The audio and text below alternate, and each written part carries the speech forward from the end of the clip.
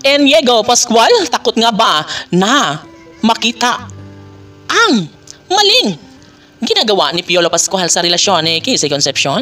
Well, kung ano man ito ay aminado naman si Inigo Pascual na talaga nga naman na hindi niya kukonsintihin ang amang si Papa P. Ngunit ngayon ay palagay ng aktor ay wala naman itong negatibong ginagawa para sa kanilang pagmamahalan. Sa totoo lang ay pinagpapatuloy pa rin ni Piolo Pascual ang tunay na pagmamahal para kay Casey Concepcion.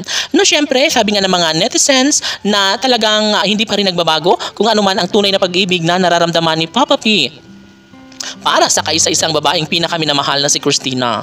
Yes, sabi nga ng mga bashers ay naikasal na si Piolo Pascual kay Shaina, ngunit kagustuhan ng mga tagahanga ng Kissy Fiji Love Team kung nasaan na nga ba ang pruwebang kung tunay nga ba na naikasal no si Piolo Pascual sa ibang babae.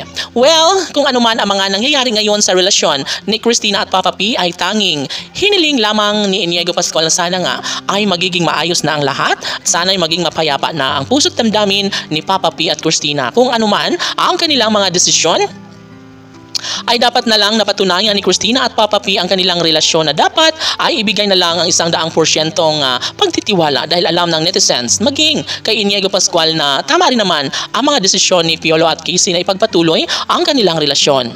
Ngayon ay sobrang gulong-gulo ang isip ni Inigo Pascual at tiyak na hindi niya ito malalaman kung ano nga ba ang magiging kahihinatnan sa pagmamahalan ni Papa P at Christina. Aminado si Inigo Pascual na sadyang tahimik lamang ang relasyon ngayon ni Papa P at Christina. Siguro nga naman ay magkaroon din ito na magandang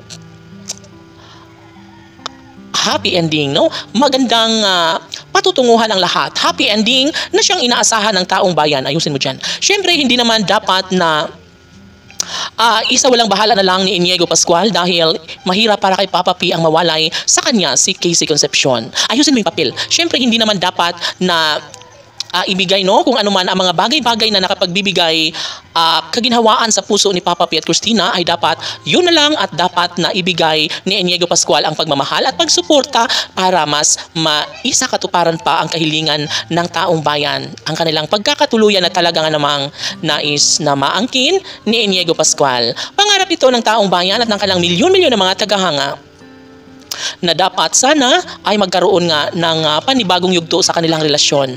Nang ibig sabihin ay dapat mabuo na ang sariling pamilya na nararapat lamang kay Piolo Pascual at Casey Concepcion. Ito ay numero unong pangarap din naman ni Inigo Pascual maging sa mga Pilipino saan mang sulok ng mundo na kung sakali nga ay dapat na ituloy na lang ang pagbuo ng sariling pamilya, lalong-lalo na at tunay na mahal ni Piolo Pascual si Casey Concepcion. Casey, PG Fanatics, laban!